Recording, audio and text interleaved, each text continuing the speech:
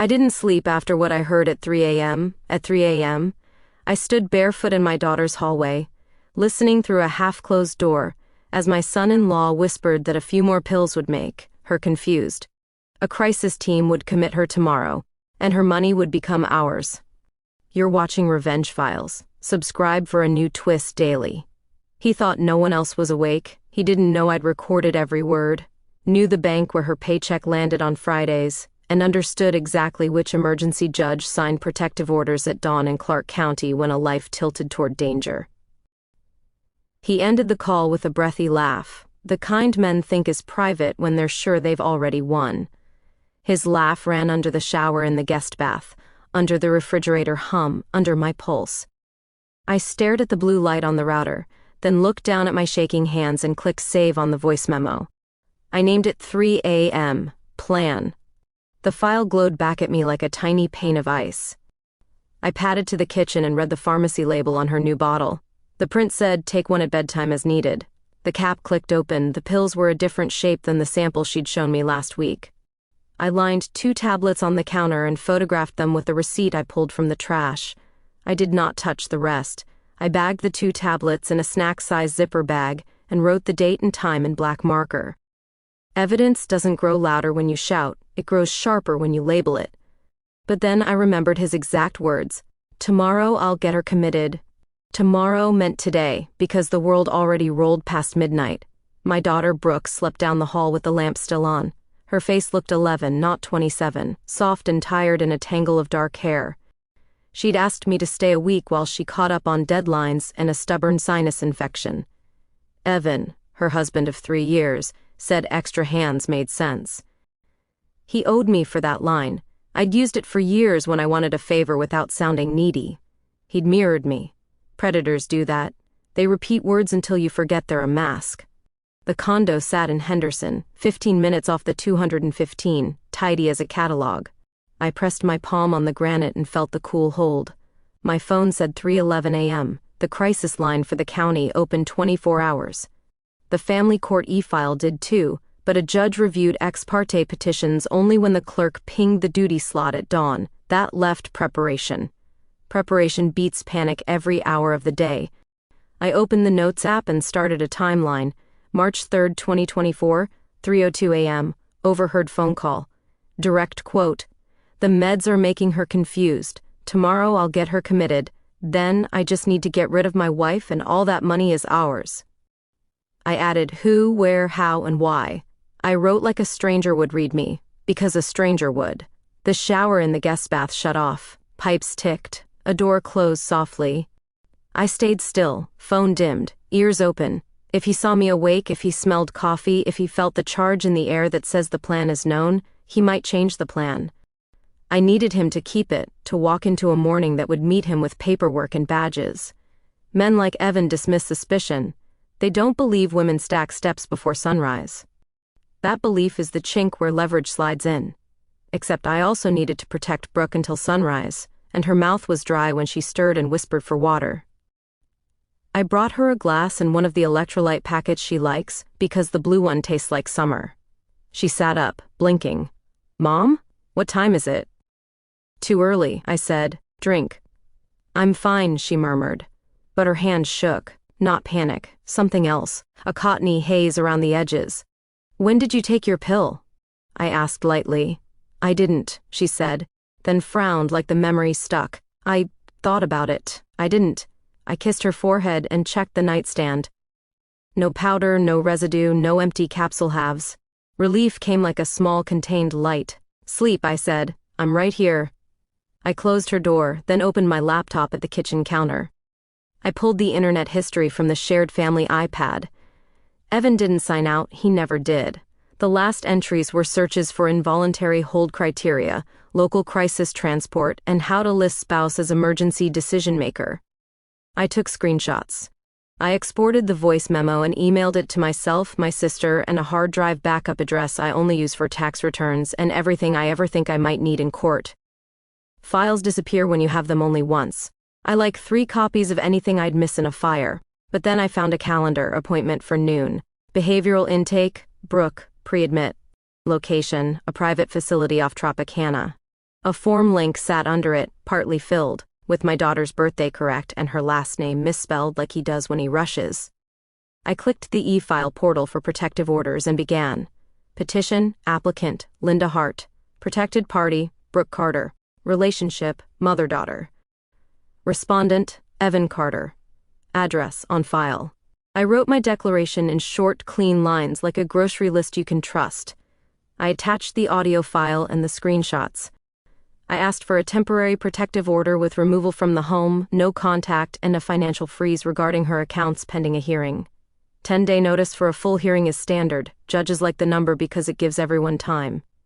At 4:07 a.m., I called the National Domestic Violence Hotline. I do not throw the word lightly, but if you drug a person's life to control their money, that's violence dressed in a sweater. The advocate's voice was calm as weather. She told me 2 things I already knew, and 1 thing I didn't. I knew to save evidence twice. I knew to stay mundane on the surface. Routine keeps a morning safe. I didn't know the on-call magistrate reviewed urgent protective orders starting at 6:30 a.m. in our county and could push service to the civil unit within the hour if the declaration showed imminent harm. You have a recording, she said. Attach a transcript and your contact number. Keep your location on. What about the meds? I asked. Bag a sample and note the date and time, she said. If a medical provider can match the bottle to the prescription printout and see a mismatch, that's important. So is Brooke's consent for a urine screen if she's willing after sunrise. Copy? I said. I wrote it down anyway. I printed the e-file confirmation and set it near the fruit bowl. Paper anchors people who wake up in fog. I poured coffee. I made eggs like I always do when I need my hands to work. Evan came into the kitchen in sweatpants at 6:11 a.m., bumping my shoulder like we were friends. He kissed the air near my cheek. Morning, Linda. You're up early. I like quiet, I said. I buttered toast, placed a plate by Brooke's spot and pretended to check the weather. He scrolled his phone. Rough night, he said. Brooke's been confused. I may call someone today. I can take her to her doctor, I said, neutral. Nah, he said too fast. I know a clinic that handles this. They're great. He poured himself coffee and sweetened it with the syrup only he likes. He took his cup to the hallway. He didn't look back. People who think they own a day do not look for witnesses. But then my phone buzzed with a restricted number, the clerk from family court. The duty magistrate had reviewed my petition and granted a temporary protective order. The PDF pinged my inbox at 6:52 a.m. The clerk said the civil unit could attempt service between 7:30 and 8:30 if we confirmed the respondent was present. I said he was and gave the door code. I dialed the civil unit and spoke like this was ordinary. Yes, ma'am, he'll be home. He usually showers around 7:10. The deputy asked for a description. 6 feet, dark blonde hair, a tattoo on the left forearm that says stay hungry. He wears a black silicone ring. I printed the order. The judge's name sat neat at the bottom, a signature that looked like a coastline. The directives were clear: no contact, immediate removal from the shared residence, surrender of keys, firearms, and passwords relating to protected parties' accounts, temporary control of the residence to Brooke pending hearing March 17, 2024, 9 a.m. Violations could bring a $500 per day fine and custody sanctions if we had children involved, which we did not. There's a special kind of relief that rides inside a stamped order. It doesn't fix a bruise, it fixes a power line. Brooke came out at 7 with a hand to her temple. I feel weird, she said, like I'm wrapped in cotton. Eat, I said. Then we're going to your primary care for a quick screen, okay? She nodded, trusting. Trust is a cord you do not cut without reason. I would not cut it. I would tie it to something sturdy. Evan walked past us, towel over his shoulder. Quick shower, he said brightly. Then I'll make some calls, for Brooke's sake. He said it like he gets to define her sake. Water thundered in the master bath. Steam slid under the door like a ghost tasting a room. I opened the front door and set the printed order where the brass peephole could see the hallway's morning light. My hands did not shake now. They had a list and a sequence. 2 soft knocks. The first deputy stood crisp in the doorway, another behind him, and a third at the foot of the stairs. I stepped back, heart steady. Miss Hart? The first one asked. Service for Evan Carter. I pointed toward the closed bathroom and spoke low. That's him. He's showering. The deputy nodded. We'll wait until he's decent and advise him of the order. Except the second deputy glanced at the judge's line that said immediate removal from the shared residence, safety concerns noted, and said, "We will advise through the door and give him 2 minutes to wrap up." He used a knuckle and rapped like thunder disguised as courtesy. "Yeah?" Evan called, muffled by tile and steam. "Deputy Alvarez," the deputy said, "we're here to serve a temporary protective order. Turn off the water." "What?" "I'm in the shower," Evan shouted, high, startled. "Turn off the water," Deputy Alvarez repeated, patient but not optional. The shower stuttered and went silent. A moment later, the door opened a crack. "Can I step out?" the deputy said. "Wrap a towel, hands where I can see them." Evan complied, eyes wide, suddenly small. The other deputy read from the order. "You are prohibited from contacting Brooke Carter. You must leave the residence immediately. You must surrender keys, access cards, and any firearms on the premises. Violation may result in arrest and fines. You will have an opportunity to be heard on March 17 at 9 a.m. "What is this?" he sputtered. "This is insane." "It's a court order," Deputy Alvarez said. "You have 10 minutes to gather toiletries and clothing for 48 hours. We will escort you. Do you understand?" Evan stared at me over the deputy's shoulder. His mouth opened and closed like a fish learning air. "Linda." I lifted the printed copy to chest height so his eyes had to go there, to ink, and the line that said, "You are ordered to leave." He looked down the hall toward Brooke. She leaned against the wall, pale but upright. Her face changed when she read the words. I watched understanding land. I watched a gaslight sputter out. "You set me up," he said, voice low and ugly. "You set a trap," I said. "You forgot which way the door opened." He reached for the bathroom counter. The deputy's hand hovered near his shoulder. He flinched and put both palms up, towel clenched. "This is a misunderstanding," he said, bright again, fake polite. "We're fine." Brooke's been confused. I was getting her help. "Sir," Deputy Alvarez said, "this is not a discussion. Collect your things." He dressed in the bedroom with the door half open while the second deputy faced outward, giving privacy without risk. He handed over the key fob and a shoebox with a small handgun he kept for the range. The deputy documented the make and serial while I inventoried the keys on my phone camera. I asked for his work laptop to remain with Brooke. The deputy said the order allowed us to retain property used jointly until the hearing. Evan glared like I'd stolen fire. But then his phone buzzed on the dresser. The screen lit with behavioral intake and a smiley face calendar emoji. I picked it up with 2 fingers and set it face down. "We'll be calling them," I said, "to cancel on your behalf." He left at 7:58 a.m., flanked by the deputies, a backpack over one shoulder. The complex's morning air smelled like laundry and sunblock.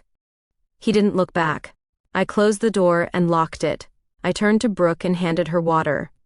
"We need a quick check at urgent care," I said, "just to make sure you didn't accidentally take anything." "I didn't," she said. I think I didn't. Mom, what's happening?" I told her the truth in sentences that fit inside one breath. "I recorded Evan planning to get you committed today and talking about your money. I filed for a protective order. Law enforcement served it. We're okay right now. We're going to the doctor, then a bank, then a lawyer. You're not crazy. You're not confused. We move one step at a time." She put her head in her hands and exhaled. Tears came fast, then stopped. "Okay," she said. "Okay." We drove to urgent care at 8:20. I had already called ahead. The nurse drew blood and took a urine sample. The PA asked Brooke if she wanted me in the room. She said yes. "Any new medications?" the PA asked. "Just the one for sleep," Brooke said. "I didn't take it last night." The PA nodded and said the screen would take a few minutes. She asked if Brooke felt unsafe.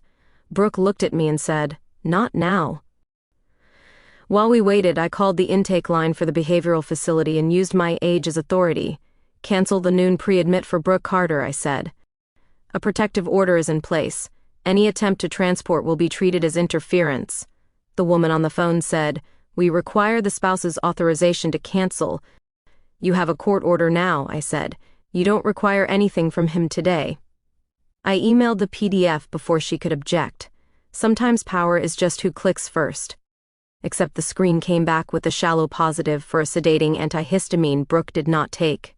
The PA frowned, then shrugged in that careful way clinicians use when a diagnostic path opens sideways. It's not uncommon for people to take something over the counter without thinking, she said. But you should bring your bottles to your primary doctor this week. Meanwhile, hydrate, rest. If you feel dizzy, call in the parking lot. I texted a friend who is a pharmacist with a steady brain. I sent a photo of the pill bottle and the 2-bag tablets. She replied with a name, not a sleeping pill, not what the label said. He swapped them, I said quietly. Or someone did, Brooke whispered. He made tea every night. I swallowed hard and leaned on the car. The sun climbed. Life on all sides went to work and school while ours adjusted around a hinge. We went to the bank next. I asked for the branch manager and pushed the protective order across the desk with my driver's license and Brooke's, her eyes still red but clear. We need dual authorization on withdrawals over $500 until the hearing, I said, and a freeze on wire transfers out of checking for 14 days. The manager read the order and nodded. We can place temporary safeguards, she said, and will flag any attempts to change online settings. You'll get a text code first. She printed a form. Brooke signed carefully. The paper said the same thing as the order, only smaller and with boxes to check. I like boxes you can check. They make intentions visible. But then a fraud alert pinged while we sat there, a pending $9,200 wire from their joint account scheduled at 9:15 a.m. to a brokerage Evan opened last month. The manager looked up. Do you authorize this? No, Brooke said, voice steady. The manager canceled the wire. We watched a line of pixels flip from pending to reversed. I didn't cheer. I saved the screen as a PDF and named it Exhibit D, attempted wire. At noon, I paid $350 for a 1-hour consult with a family attorney whose office sat above a sandwich shop and smelled like toner.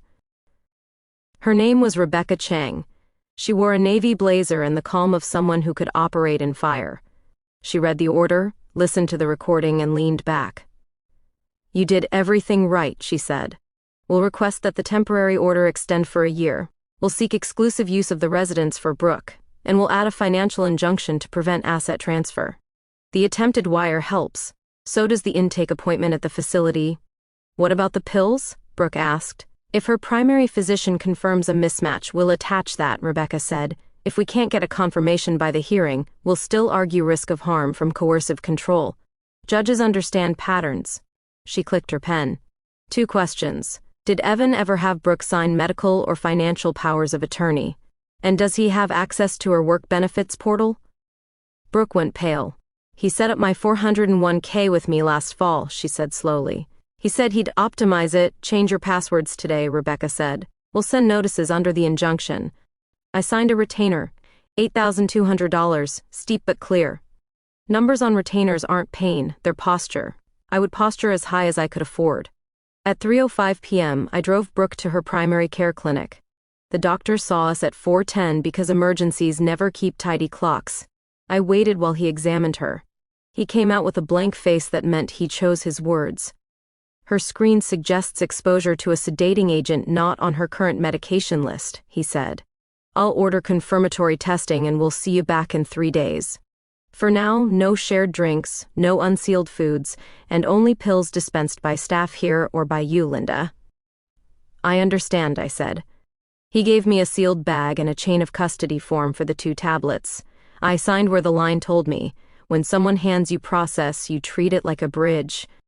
We went home to the quiet Evan left behind. I opened windows and let the desert light in. Brooke slept while I changed passwords and leveled the small things.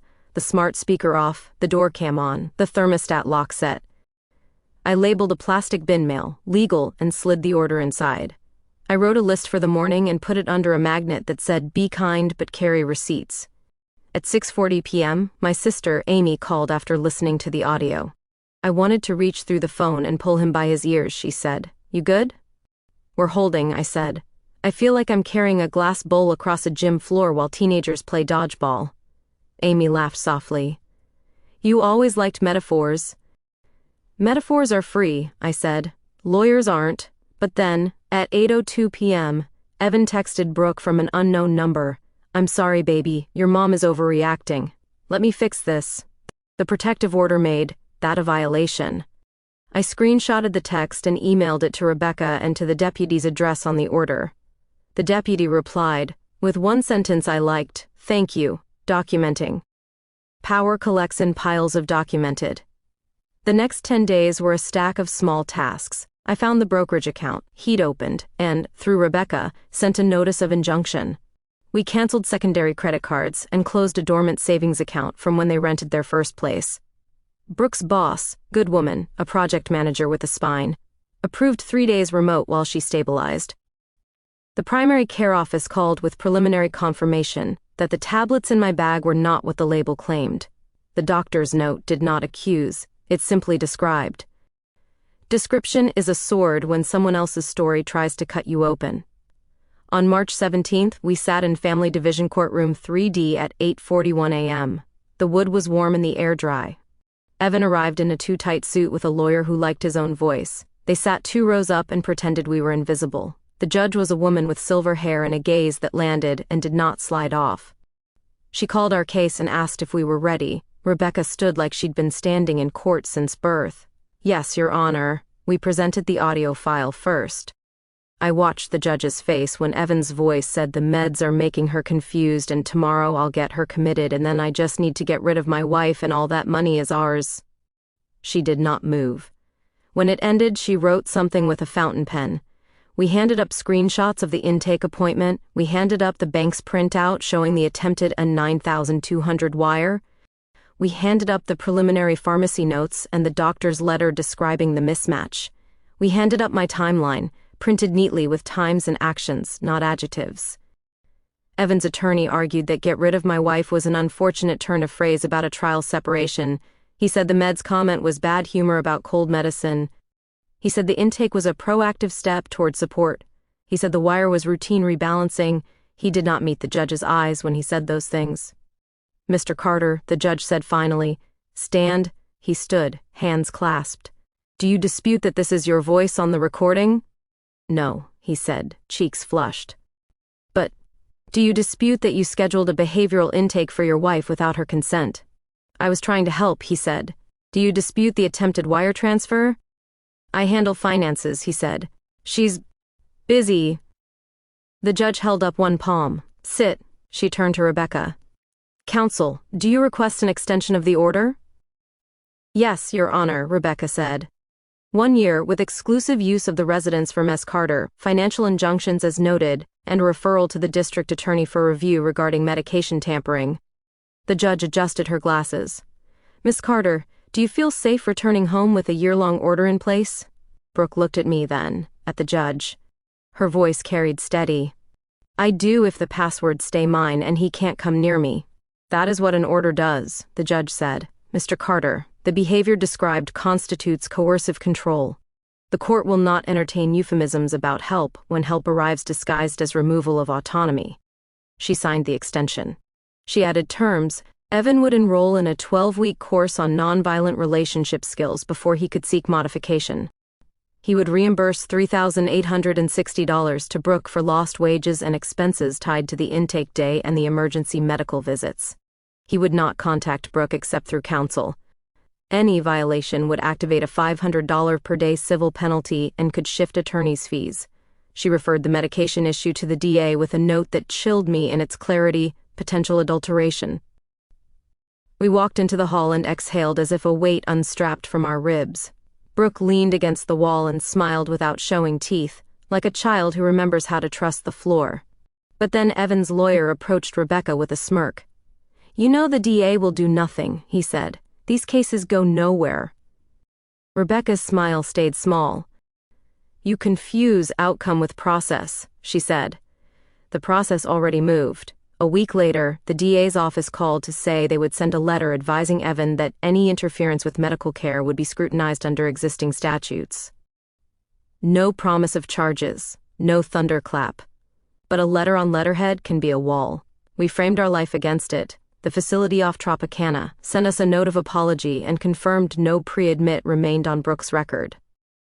The bank's fraud department sent me a thank you email, strangely formal, for timely reporting of suspicious activity. The primary care doctor confirmed the mismatch in the bottle, though the source remained unproved. He recommended a locked medication case and wrote patient preference for direct control of medication handling. Preference. A small word that feels like air.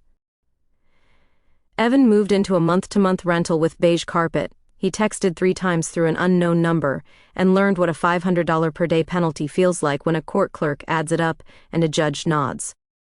On the 3rd violation, Rebecca filed for fees, and the judge granted $1,900. Consequence is a math problem in a black robe. Brooke and I reclaimed the condo. We took down the art he liked and left blank walls for 6 days. Silence teaches you what you want to hear. She bought new sheets and I assembled a bookshelf with a rubber mallet and patience. We labeled a binder orders, receipts, exhibits, and put it on the top shelf. When friends asked what happened, Brooke said, "We handled it, and that was enough." Money did not fix the scar. Money kept the lights from flickering. She met with HR and added a security alert to her file. She asked the IT department to watch for logins from his devices. She consulted a therapist who said the right thing first. You are not fragile for needing help, you are wise. On a Sunday in April, I stood in the kitchen and brewed 2 mugs of tea. We do not drink out of shared mugs anymore. We mark which is whose with a dry erase dot. It is not paranoia, it is knowledge. Brooke curled on the couch with a dog-eared paperback. "Do you think he meant to hurt me?" she asked, looking at the window where the afternoon glowed dull in the blinds. "I think he meant to own you," I said. "People who want ownership talk like help and act like removal." She nodded. "I hear his laugh sometimes," she said, "in my head. Then I hear the knock on the bathroom door." We both smiled. She held the mug with both hands like a small campfire. "That knock," she said softly. "I didn't know I'd love a knock." The years stretched out, ordinary as grocery lists and oil changes. We filed our tax returns with Rebecca's office address as a contact. We renewed the locks and the routine. We set the hearing date reminders early because nothing ruins a plan like missing a date. Evan completed his mandated course and filed, predictably, to modify the order. The judge read the compliance certificate, listened to 2 minutes of his lawyer sounding reasonable, then said, "No change," and signed with the same coastline signature. You can tell a system works, not because it rescues you with a trumpet, but because it shrugs on your behalf and keeps the wall standing. When summer bent toward heat, Brooke and I drove out to Lake Mead at dusk and looked at water that has had to remake itself 100 times.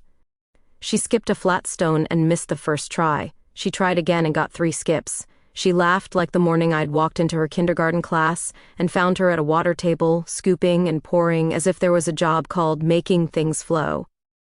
"You know the best part?" she said, eyes on the last ring spreading. "He thought the surprise would be his. He thought I'd be in a van at noon and he'd be at the bank at 1. He didn't budget for the morning," I said. "Bad planning." She bumped my shoulder with hers. "Thanks for the morning." When we got home, I opened the binder and slid 1 more paper into the back. A note I'd written that first night and never needed to show anyone. In block letters it said, "Do small things fast, do big things right. Take your time telling the story." I tucked it behind the orders and closed the cover. The plastic creaked, solid. Somewhere a knock on a door whispered its echo. Somewhere a towel slid tight as a shield. My blood didn't run cold anymore. It ran steady. The sound it made was not fear. It was the clean, ordinary sound of water turning off when you say that's enough and the day starting exactly where you decide it begins.